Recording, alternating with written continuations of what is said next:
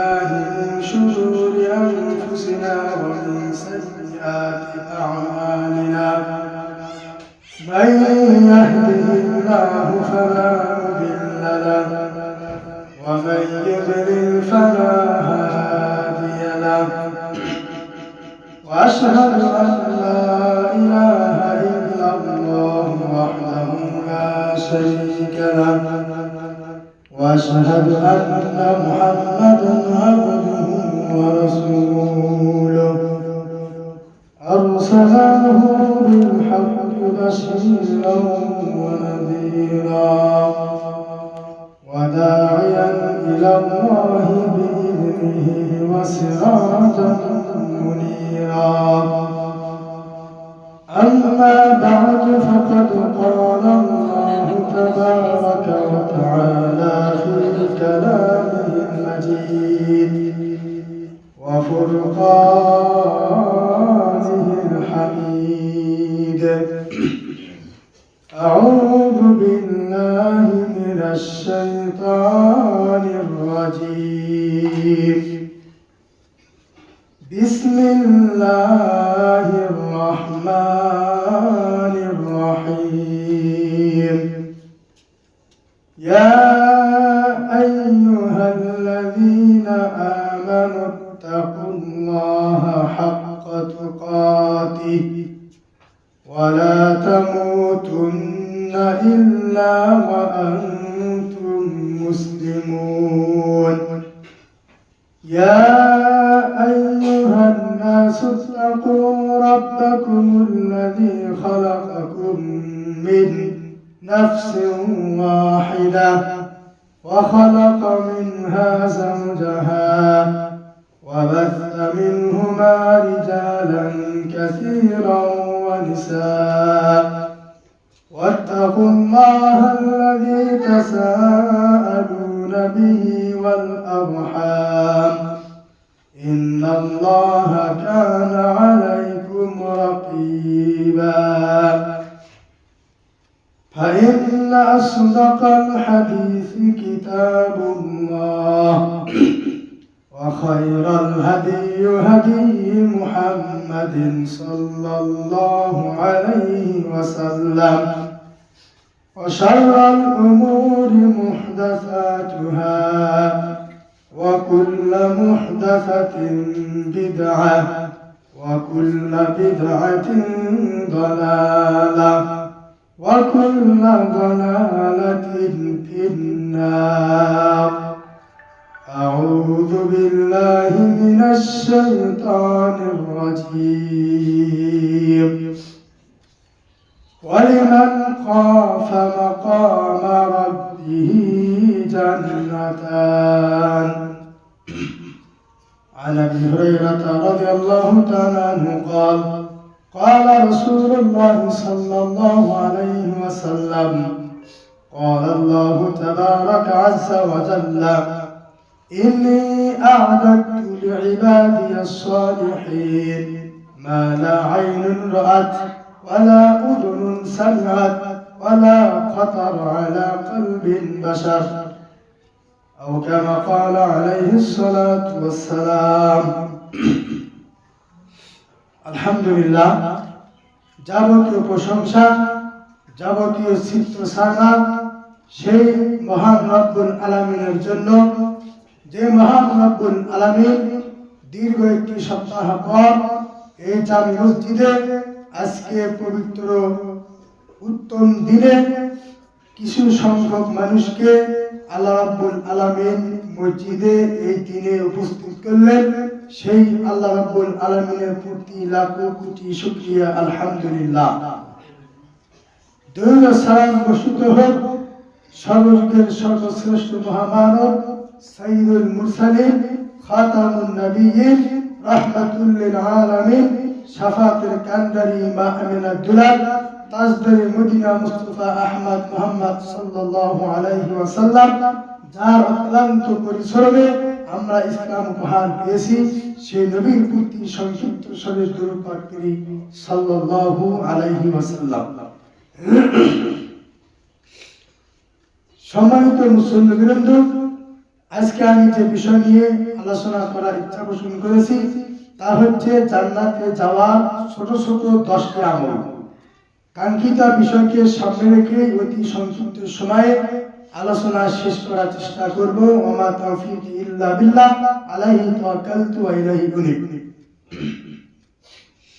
জান্নাত আসলে আমরা সবাই যাওয়ার জন্য চেষ্টা করি, কিন্তু সে জান্নাতে যাওয়ার জন্য দুনিয়ায় আমাদেরকে অনেক কষ্ট পরিশ্রম করতে হবে। জান্নাত আমি আপনার চাইলাম, মামার ঘরের আবদার আর মামা আমাকে জান্নাত দিল, এমনটা না।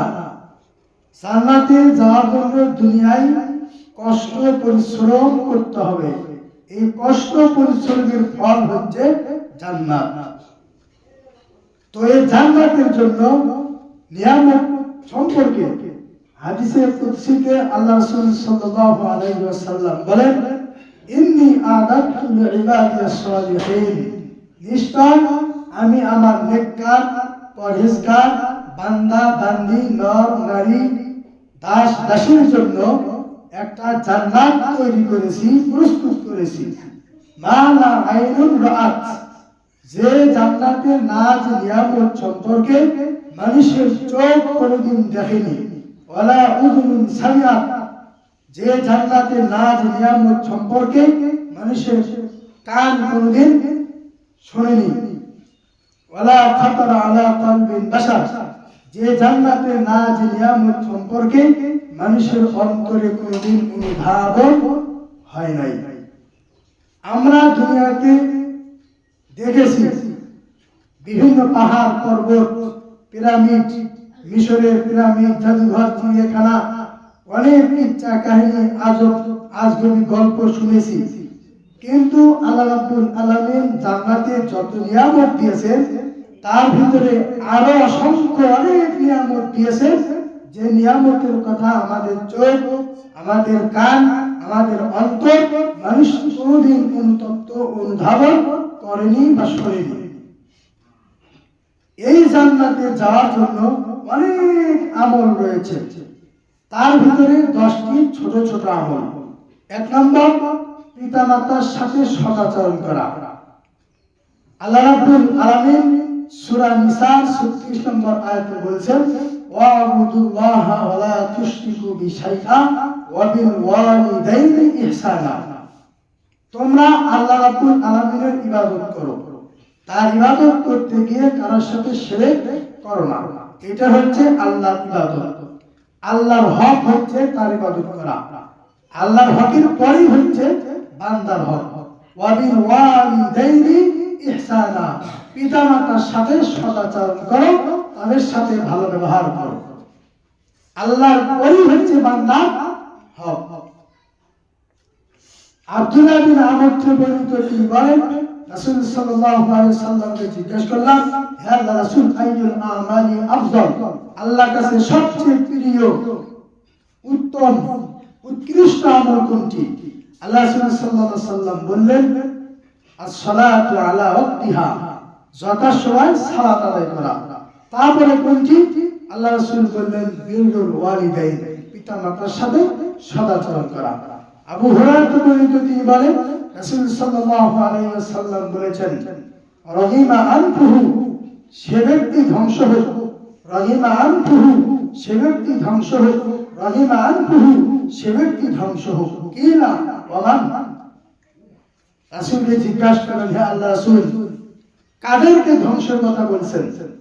আল্লাহ রাসূল সাল্লাল্লাহু আলাইহি ওয়াসাল্লাম বললেন, মান আদরাকা ওয়ালিদাইহি ইনদাল কিবারি আহাদুহুমা আও কিলাইহুমা ফালাম ইয়াদখুলিল জান্নাহ, যে ব্যক্তি পিতা মাতা উভয় অথবা তাদের একজনকে বার্ধক্যে উপনীত অবস্থায় পেল, কিন্তু তাদের সেবা করে, তাদের যত্ন করে, তাদের খেদমত করে ক্ষমা নিয়ে জান্নাতে যেতে পারল না, সেই ব্যক্তি ধ্বংস হবে। তাহলে জান্নাত যাওয়ার সবচেয়ে বড় মাধ্যম হচ্ছে পিতামাতার সেবা করে, তাদের সাথে ভালো ব্যবহার করে, তাদের সাথে সদাচরণ করে, গুনাহগুলো ক্ষমা করে নিয়ে জান্নাত যাওয়া। এইভাবে মুয়াবিয়া বিন জাহিনা থেকে বর্ণিত, তিনি বলেন রাসূল সাল্লাল্লাহু আলাইহি ওয়াসাল্লামের কাছে আমি জিজ্ঞাসা করলাম, আরাতুল গাজওয়া, যুদ্ধ সংঘটিত হয়েছে, যুদ্ধ যাওয়ার জন্য আমি ইচ্ছা পোষণ করেছি, জিতুকা আস্তাশিরুকা, আমি আপনার কাছে এসেছি, আমিও যুদ্ধে যাব, আমার নাম লেখেন। আল্লাহ সাল্লাল্লাহু আলাইহি ওয়াসাল্লাম বললেন, হাল্লাকা মিন উম্মি, বাড়িতে কি তোমার মা রয়েছে? ক্বালা নাম, সাহাবী বললেন হ্যাঁ। আলজিম ইনদা তাহাতা রিজলিহা, তুমি তোমার মায়ের সেবা করো, তাদের সদাচরণ করো, তার সাথে খেদমত করো, তার সাথে ভালো ব্যবহার করো, তোমার মায়ের পায়ের নিচেই রয়েছে জান্নাত, তোমাকে যুদ্ধে যেতে হবে না। আল্লাহ সাল্লাল্লাহু আলাইহি ওয়াসাল্লাম আরেকজন সাহাবী এসে জিজ্ঞাসা করলেন, হাক্কুল ওয়ালিদাইনি আলা ওয়ালাদিহা, একজন সন্তান হিসেবে তার পিতামাতার উপর হক কি? আল্লাহ সাল্লাল্লাহু আলাইহি ওয়াসাল্লাম বললেন, হুমা জান্নাতুকা ওয়া নারুকা, তোমার পিতামাতা তোমার জন্য জান্নাত, তোমার পিতামাতা তোমার জন্য জাহান্নাম। তোমার পিতামাতার সেবা করে তাদের সাথে ভালো ব্যবহার করতে যদি পারো, জান্নাত যেতে পারবা। আর যদি তাদের সাথে অসৎ আচরণ করো, খারাপ ব্যবহার করো, ভালো ব্যবহার না করো, তাহলে তোমার জন্য জাহান্নাম। আনাস বিন মালিক থেকে বর্ণিত, তিনি বলেন রাসূল সাল্লাল্লাহু আলাইহি ওয়াসাল্লাম বলেছেন, রিজাল্লাহি ফি রিজাল ওয়ালিদাইন ওয়া সুখতুল্লাহি ফি সুখতিল ওয়ালিদাইন, পিতামাতাকে খুশি করতে পারলে আল্লাহ খুশি হন, পিতামাতাকে বেজার করলে আল্লাহ বেজার হন।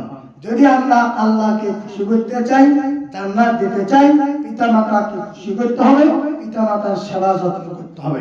আল্লাহ রাব্বুল আলামিন আমাদের যাদের পিতামাতা জীবিত রেখেছেন, তাদেরকে সেবা, তাদেরকে যত্ন, তাদের খিদমত করা, তাদের সাথে সদাচরণ করা, তাদের চাহিদা মিটিয়ে দেওয়া। আর যাদের নাই, তাদের জন্য দোয়া করা, আল্লাহ যেন তাদের কবর আযাব মাফ করে, তাদেরকে যেন জান্নাত দান করে।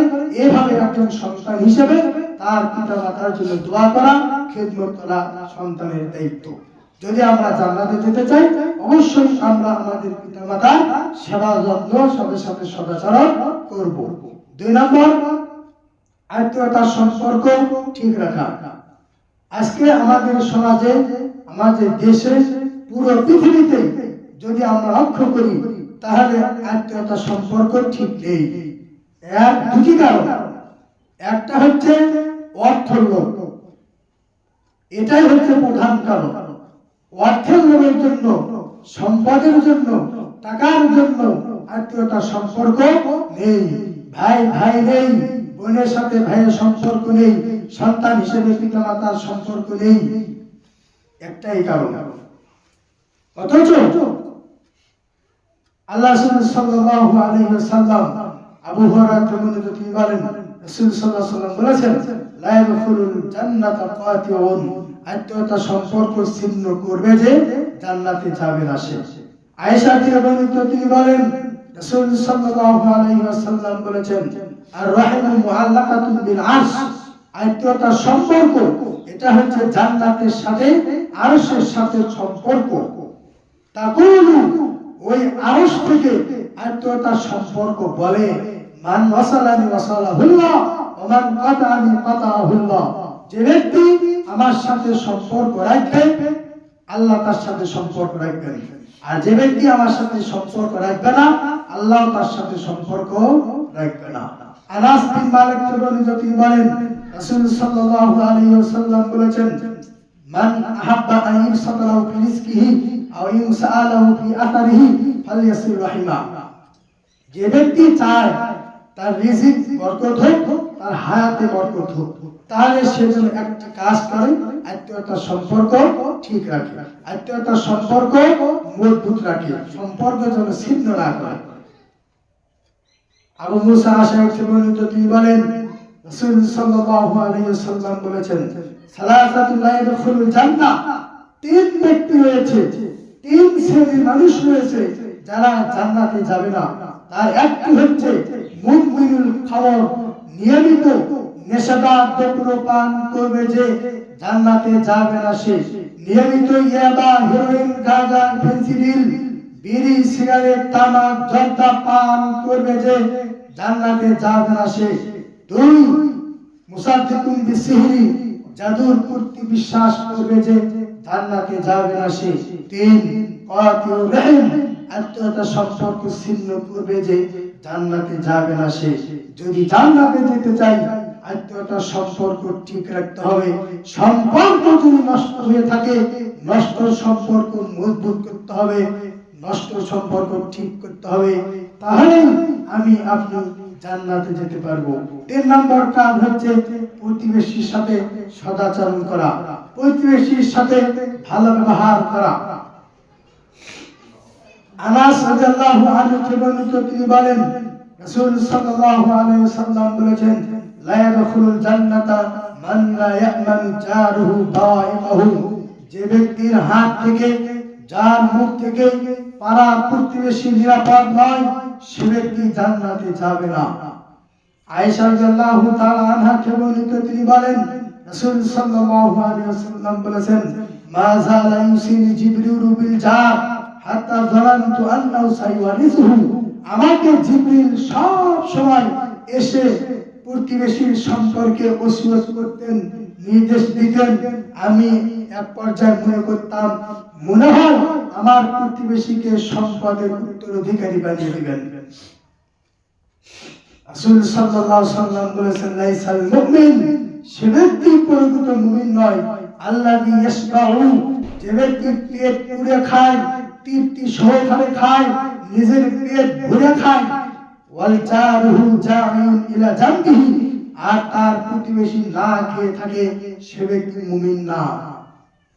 আল্লাহ রাসূল সাল্লাল্লাহু আলাইহি ওয়াসাল্লাম আবু হুরায়রা থেকে বর্ণিত, তিনি বলেন রাসূল সাল্লাল্লাহু আলাইহি ওয়াসাল্লাম বলেছেন, ওয়াল্লাহি লা ইউমিন, আল্লাহর কসম সে ব্যক্তি মুমিন নয়। ওয়াল্লাহি লা ইউমিন, আল্লাহর কসম সে ব্যক্তি মুমিন নয়। ওয়াল্লাহি লা ইউমিন, আল্লাহর কসম সে ব্যক্তি মুমিন নয়। আল্লাযী লা ইয়াজারু জারুহু বাওয়াইকাহু মান লা ইয়ামানু জারুহু বাওয়াইকাহু, যার হাত দিয়ে, যার মুখ থেকে, যার পা দিয়ে প্রতিবেশী নিরাপদ নয়, সে ব্যক্তি মুমিন নয়, সে ব্যক্তি জান্নাতে যাবে না। হাজারো হাজারো বার হজ করুক, উমরা করুক, দান সদকা করুক, যদি আমার কথার মাধ্যমে, আমার পা দিয়ে, আমার হাত দিয়ে, আমার মুখ দিয়ে প্রতিবেশীর কষ্ট পায়, তাহলে সে ব্যক্তি মুমিন নয়, সে ব্যক্তি জান্নাতে যাবে না।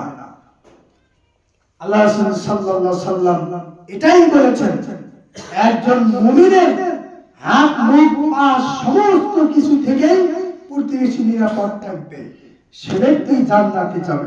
হতে পারে তার অন্যান্য আমলে কমতি, হতে পারে তার দান সৎকায় কমতি, কিন্তু আচার ব্যবহার, বিহেভ, স্বভাব চরিত্র যদি ভালো না হয়, ব্যবহার যদি ভালো না হয়, প্রতিবেশী যদি সার্টিফিকেট তার ব্যাপারে ভালো না দেয়, তাহলে সে ব্যক্তি মুমিন হতে পারবে না, সে ব্যক্তি জান্নাতে যেতে পারবে না।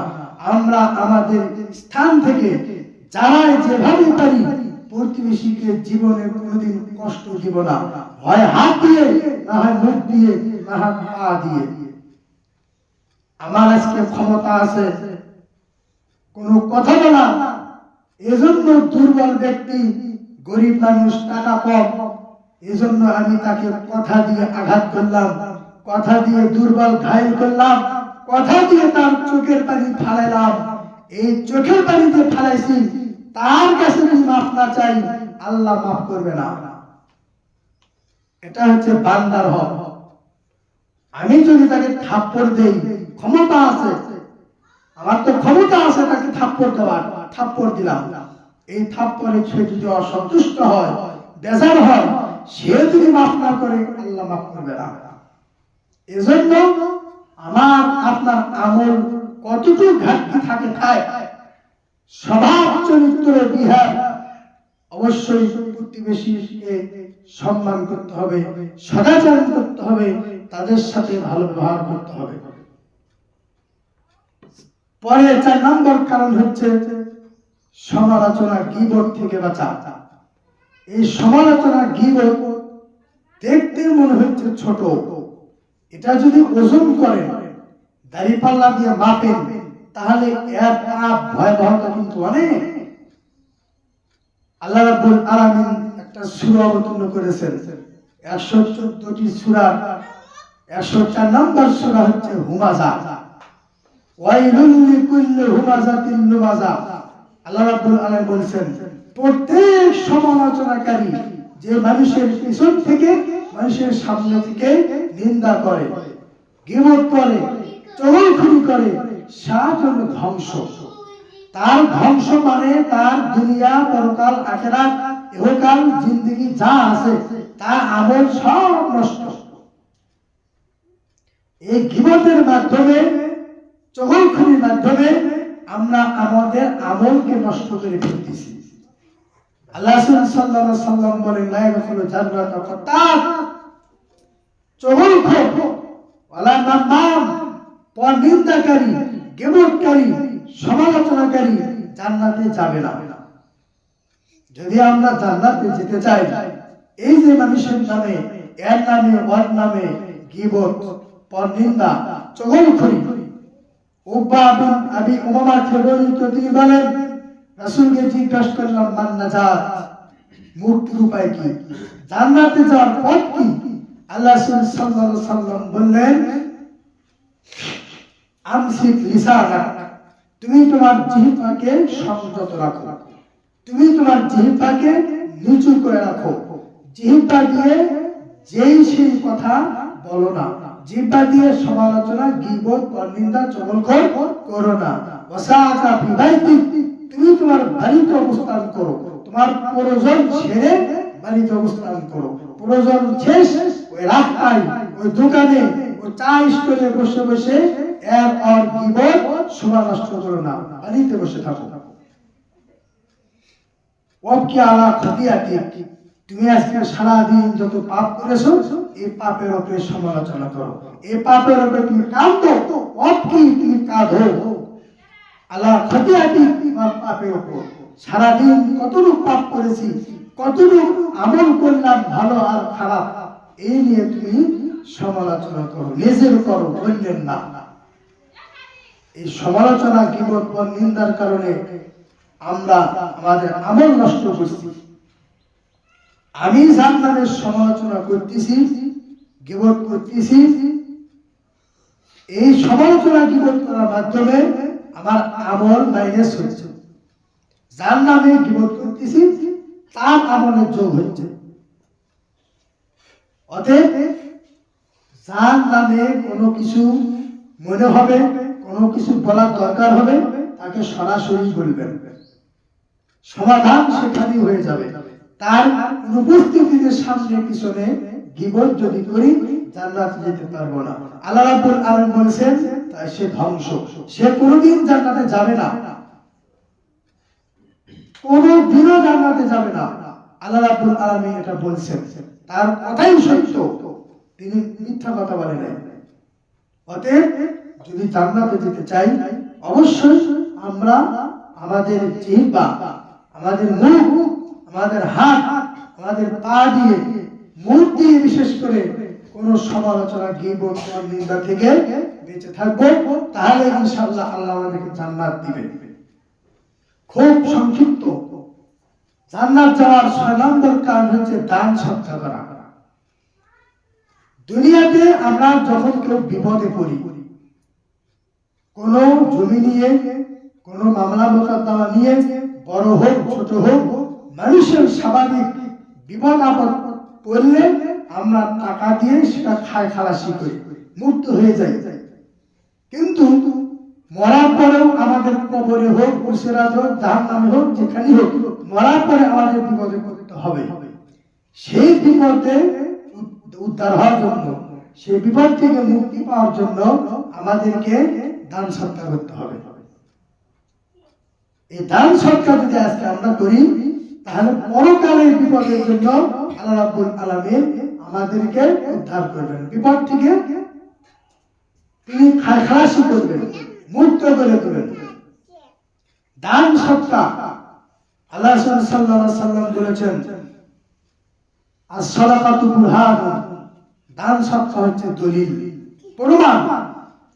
আমি 400 জায়গা কিনেছি, এই জায়গা আমার নামে আছে, আরএস আছে, খারিজিয়া আছে, সব কিছুই আমার নামে আছে।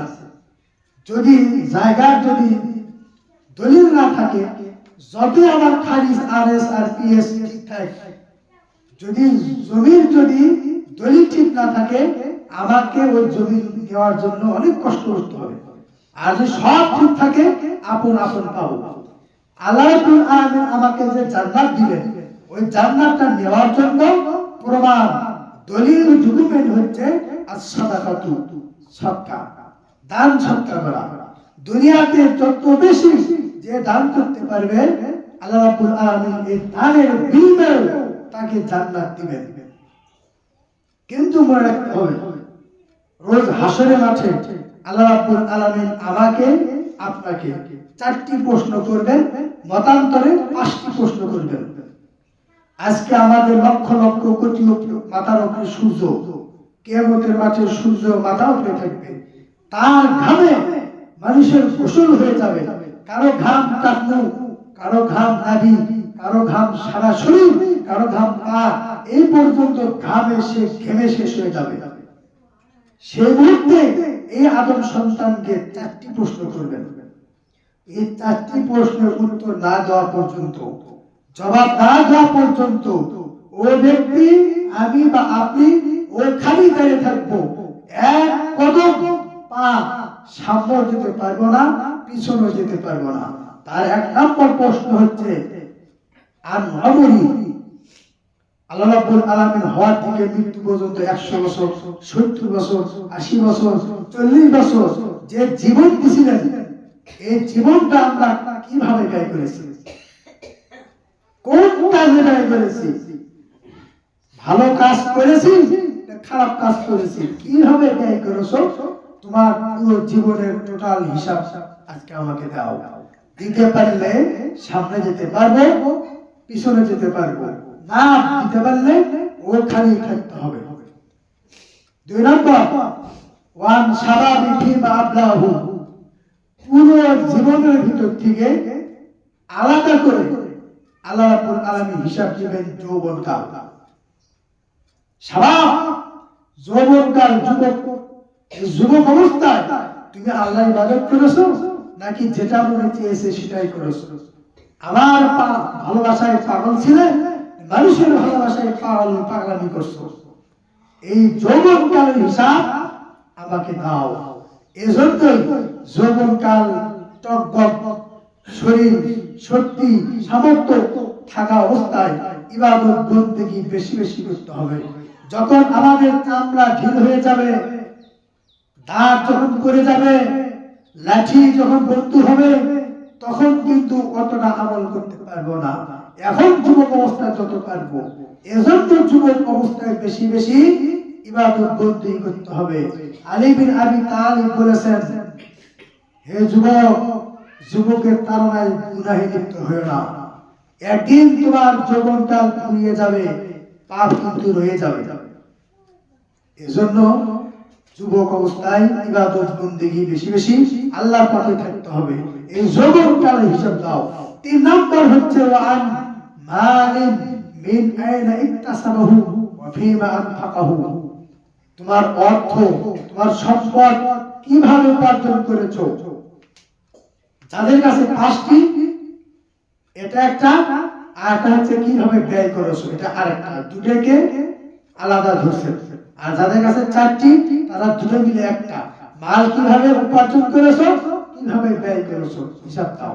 আজকে আমাদের সমাজে আমি মাথার ঘাম পায়ে ফেলে টাকা পয়সা রোজগার করতেছি, দেশ থেকে বিদেশ থেকে আমরা পরিশ্রম করতেছি। আমাদের পরিশ্রম হচ্ছে হালাল। এই হালাল রুজি আজকে কামাই করে আমি আজকে ব্যয় করতেছি হারাম ভাবে। বিভিন্ন খেল তামাশায় টাকা দিচ্ছি, বিভিন্ন মদের আসর, গান বাজনা, হারাম কাজে টাকা ব্যয় করতেছি, বিভিন্ন সুদখোর, ঘুষখোর, জুয়াখোর, মদখোর, বদখোর, বদমেজাজি যারা লুটপাট করছে, সেই সমস্ত নেতা খেতা কথাতে আমন্ত্রিত হয়ে সেখানে টাকা ব্যয় করছি। হালাল টাকা উপার্জন করে হারাম ভাবে ব্যয় করতেছি। কাল কিয়ামতের মাঠে যখন আল্লাহ বলবে তুমি হালাল ভাবে টাকা উপার্জন করে হারাম ভাবে ব্যয় করেছো, কিভাবে উপার্জন করে কিভাবে ব্যয় করেছো, আজকে হিসাব দাও। যারা আজকে আমরা কষ্ট করে উপার্জন করতেছি হালাল ভাবে, ব্যয় করতেছি হালাল ভাবে, তারা সেদিন কি প্রস্তুতি নিয়েছেন, সেদিন আল্লাহকে কি জবাব দিবেন, কি বলবেন, একটু প্রিপারেশন এখন নেন। হালাল ভাবে উপার্জন করে হালাল ভাবে ব্যয় করেন, হারাম কাজে ব্যয় করেন না। তারপরে 4 নম্বর হচ্ছে তুমি জীবনে যতটুকু জেনেছো সে জানা অনুপাতে কতটুকু আমল করেছো। এই 4টি প্রশ্ন আল্লাহ নেবেন। তার ভিতরে একটা হচ্ছে বিশেষ অর্থ উপার্জন করে হালাল ভাবে উপার্জন করে হালাল ভাবে ব্যয় করতে হবে। এই দান সৎকার করার মাধ্যমে আল্লাহ রাব্বুল আলামিন পরকালে অথবা বাঁচা থাকতেও যদি বড় বড় বিপদ হয়, এই বিপদ আপদ আল্লাহ উদ্ধার করেন এই দান সৎকার মাধ্যমে।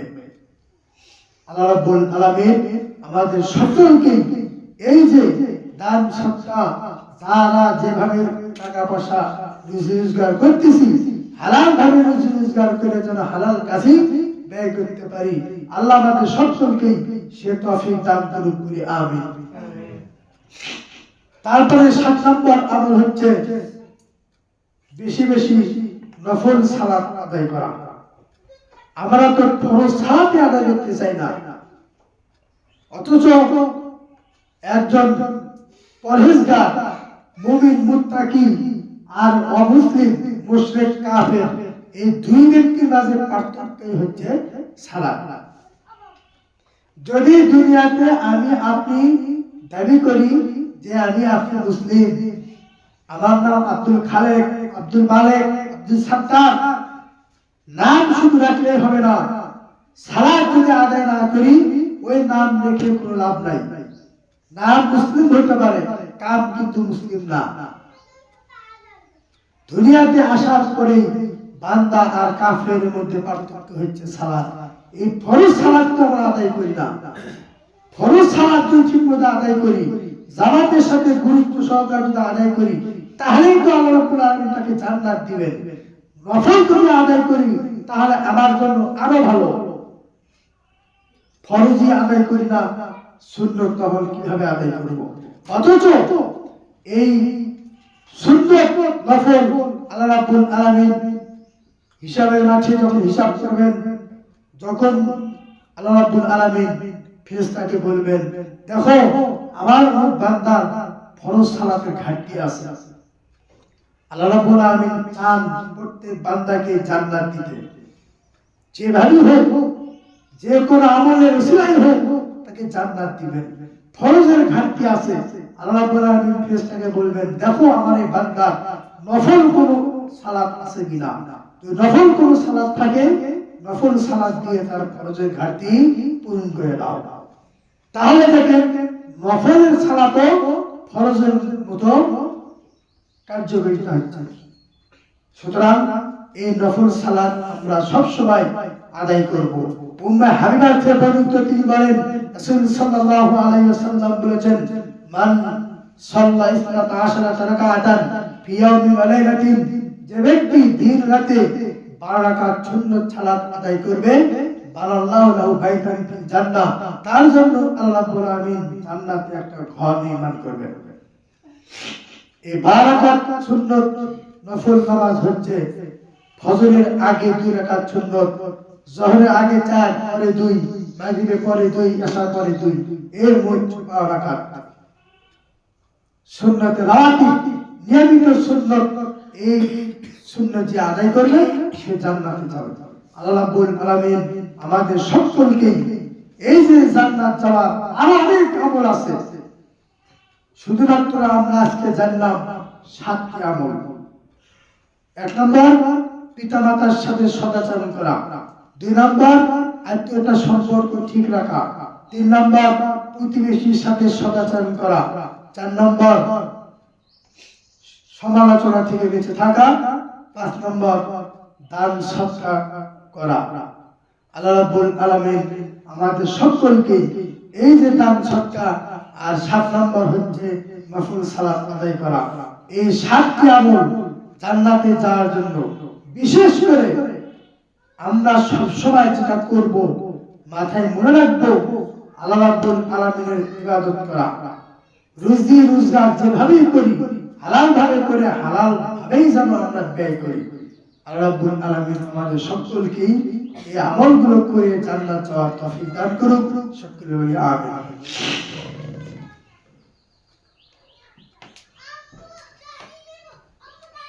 نحمده ونصلي على رسوله الكريم أما بعد أعوذ بالله من الشيطان الرجيم يا أيها الذين آمنوا صلوا عليه وسلموا تسليما اللهم صل على محمد وعلى آل محمد كما صليت على إبراهيم وعلى آل إبراهيم إنك حميد مجيد اللهم بارك على محمد وعلى آل محمد كما باركت على إبراهيم وعلى آل إبراهيم إنك حميد مجيد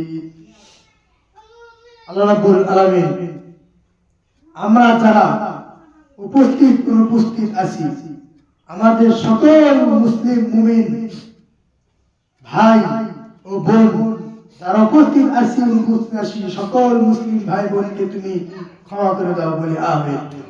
আমরা যারা দেশে বিদেশে যারা যেভাবে রুজি রোজগার করছি আমাদের সকলের রুজিতে কামায় বরকত দান করে বলি আমিন। হে আল্লাহ রাব্বুল আলামিন আমাদের বাপ চাচা দাদা নানা খালা প্রতিবেশী আত্মীয় স্বজন যারা অন্ধকার কবরে চলে গেছে সমস্ত কবরবাসীর কবর আযাব মাফ করে জান্নাত দান করে বলি আমিন। হে আল্লাহ রাব্বুল আলামিন ভাই বন্ধু চাচা ভাইস্তে যারা আমরা বেঁচে আছি আমাদেরকে যেন তুমি ঈমানের সাথে সৎভাবে বেঁচে থাকার তৌফিক দান করো। যারা মারা গেছে তুমি তাদেরকে জান্নাত দান করো বলি আমিন। হে আল্লাহ রাব্বুল আলামিন আজকে আমরা যারা আছি আমাদেরকেও একদিন সেই কবরের বাসিন্দা হতে হবে, মৃত্যু মুখোমুখি হতে হবে। আমরা যেন ঈমান উন্নয়ন করে ঈমানের উপর অটল থেকে যেন ঈমান নিয়ে আমরা মৃত্যুর সামনে দাঁড়াতে পারি সেই পরিস্থিতি আমাদেরকে সকলকে দেওয়ার তৌফিক দান করো বলি আমিন। হে আল্লাহ রাব্বুল আলামিন আমরা যারা দান সদকা মসজিদ মাদ্রাসায় দান সদকা করতেছি যাদের মাধ্যমে আজকে এই মসজিদ মাদ্রাসা হচ্ছে আল্লাহ রাব্বুল আলামিন তুমি তাদের কামায়ে বারাকাত দান করো, তাদের বালা মুসিবত দূর করো, তাদের যে চাহিদা সব ইচ্ছা তুমি তাদের সব ইচ্ছা কবুল করো বলে আমিন। আল্লাহ রাব্বুল আলামিন আমাদের প্রত্যেক সন্তান ছেলে মেয়েকে আমরা যেন তিনি শিক্ষায় শিক্ষিত করে আমরা যেন পরকালে যেন আলোকিত হতে পারি, অন্ধকার কবরে যেন আলো জ্বালাতে পারি। আল্লাহ আমাদের সকলকে সেই তৌফিক দান করুন বলি আমিন। ইয়া রাব্বুল আলামিন আমাদের যাদের সৎ ইচ্ছা আমাদের সকলের সৎ ইচ্ছা কবুল করো বলি আমিন।